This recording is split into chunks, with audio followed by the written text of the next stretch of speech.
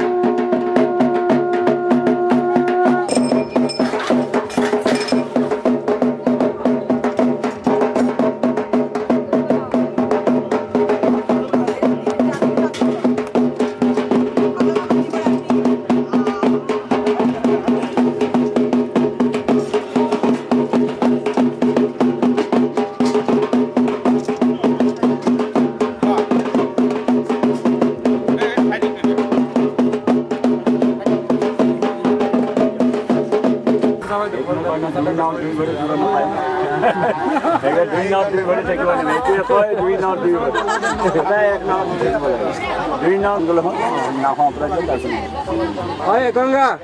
আগে উঠে নাওটা পালা এই সুন্দৰ দেখে ধৰিস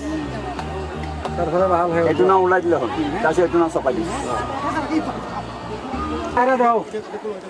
এটা খুলে দাও এটা খুলে দাও এইটো খুলি দিওঁ এইটো খুলি নহয় প্ৰথম দিনাখন অৰ্থাৎ কালি 9 তাৰিখ প্ৰথম দৌল উৎসৱৰ প্ৰথম দিনটোত এনেও অকণমান ৰাইজৰ সমাগম কম কিন্তু আজি অন্নভোগৰ দিনাখন লাহে লাহে প্ৰায় 2-2:30 বজাত আৰু সন্ধিয়াৰ ফাললৈ যথেষ্ট ৰাইজৰ সমাগম হয় তথাপিও হয়তো কৰোনা ভাইৰাছৰ কাৰণে অলপ আতংকিতও হৈছে সকলো কিন্তু মোৰ বিশ্বাস যে এই দৌল উৎসৱৰ পিছতে হয়তো লাহে লাহে এই যি মহামাৰীৰ ৰোগৰ দেখা দিছে সেয়া চাগে নিশ্চয় নিৰামল হ'ব কিয়নো যিমানে তাপমান বাঢ়িব কোৱা হৈছে চিকিৎসকসকলে বা বিজ্ঞানীসকলে কৈছে যে বৈজ্ঞানিকসকলে যে যিমানে তাপমাত্ৰা বাঢ়িব সিমানে এই ৰোগ নোহোৱা হ'ব গতিকে মই আশাবাদী আৰু মই ইয়াতেও ভগৱানৰ ওচৰত প্ৰাৰ্থনা জনাইছোঁ যে সমগ্ৰ বিশ্বতে এই যি ৰোগত আক্ৰান্ত হৈছে ইমান আতংকিত হৈছে এক আতংকৰ সৃষ্টি হৈছে সেয়া যাতে সোনকালে দূৰ কৰে ভগৱানে